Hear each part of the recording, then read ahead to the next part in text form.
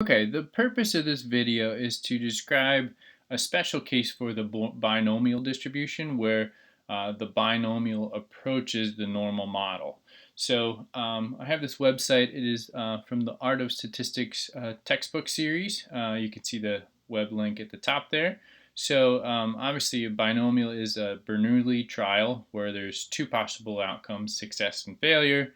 You have a set number of outcomes, probability of success, and we can assume independence from one trial to the next, or meeting the 10% condition. If you're not sure what that is, that'll be in another video. But let's say something as easy as flipping a coin. Let's say we flip a coin 10 times. That meets the binomial distribution. Probability of success is 50%, so you can see all the different possible outcomes that we would expect based on the binomial setting. So the most likely the expected outcome will be a 5, and then you have variance from there all the way down from 0 up to 10 possible successes. Okay, so that's one possibility, very bell-shaped and symmetric looking to begin with. And then we have some extreme cases, like let's say it's a rare blood type, like type O negative. I think that has a 6% success rate. So if you're observing 10 people walking by independently of each other and asking them their type of blood type, you'd see most likely you would maybe observe 1, but most likely none, since the probability of success is so low out of 10 people. Okay, and it'd be very rare to see more than 2 or 3. And then on the other end of the spectrum, let's say we have, Steph Curry or Sue Bird or something like that shooting free throws in basketball, and they shot 10 of them at 95%, you would expect them to make 9 or 10 of them on most occasions, and be very unlikely to miss 9 or 10 or make only 5. Okay, so those are different examples of binomial distribution, assuming every trial is independent. Okay, so what happens in certain settings is the binomial approaches the normal model. And back when we saw the coin flips, it's no surprise that at a 50-50 chance, this distribution looks bell-shaped and symmetric already. But in those extreme cases, like your Steph Curry shooting free throws or your rare blood type where your distribution is extremely skewed, that's when things get a little bit confusing. How can this distribution appear to be normal? And that all has to do with sample size. Now I can continue to drag. I'll keep it on this left skewed case, and I'll drag my sample size up. And this drag only allows me to go to 100, but you can see as I stop, you see the right side of the distributions appear to go down as you increase the sample size, and we still see a slight skew to the left, but not as pronounced as it earlier was. And I can continue up to 100, and you can see here that there's starting to be more of a symmetric view. It's still skewed to the left, but as I approach 100, it looks more and more like a normal model. It's all the way to the right there. We still see a little bit of a tail on the left, but you can see it looks more like a normal model.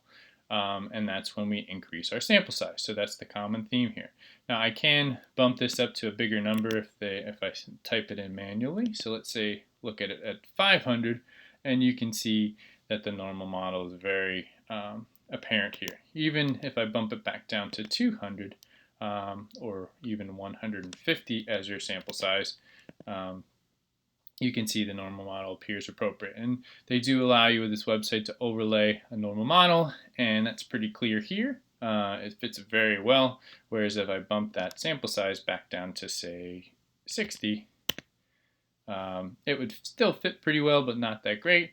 And if I bumped it down to, let's say, 25, not as well. You see values on the outside, and that is when I switch it over to this setting. That's a probability of success 50%. If I change that to 95%, you can see that the normal overlay doesn't work very well. But if I bump this back up to 100, it works much better. And if I do 200, you can see it fits pretty well again. So a certain sample size, as we increase it, will look better and better with the normal model. So what are those conditions for the normal approximation? I have a slide here for that.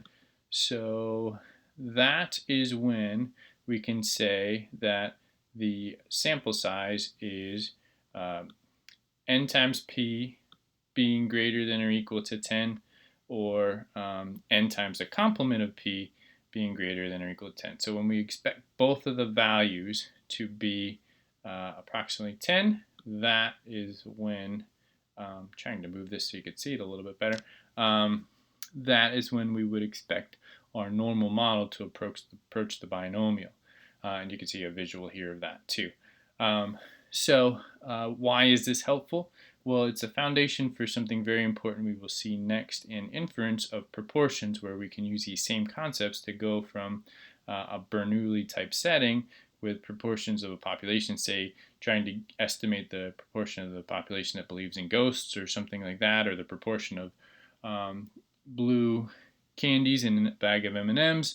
When you're trying to guess those, the normal approximation is very helpful. And then also there will be cases, even though we have technology now, sometimes your calculator gets overloaded or has trouble running when your sample size is too large. So a normal approximation in those cases would be helpful. Okay, and if you didn't have a calculator right in front of you and you had your z-table for the normal model, you could just use your normal approximation and get relatively the same answer as you would with just the regular binomial if you could guarantee that n times p and n times the complement of p are both greater than or equal to 10. Okay, you would have to use the formula for binomial expected value n times p as the center of your normal model, and then square root of np and then the complement of p for your standard deviation, but the math would line up very well. The math for a regular binomial CDF function, cumulative density function, would work just the same as a normal model would, with a small amount of error 3 or 4 decimal places out. Okay, so hopefully that helps, and as you prepare for inference of proportions in a few later sections, depending on what course you're in, this will also be a very helpful concept for that. Okay, so thanks for watching, and good luck with your studies of binomials.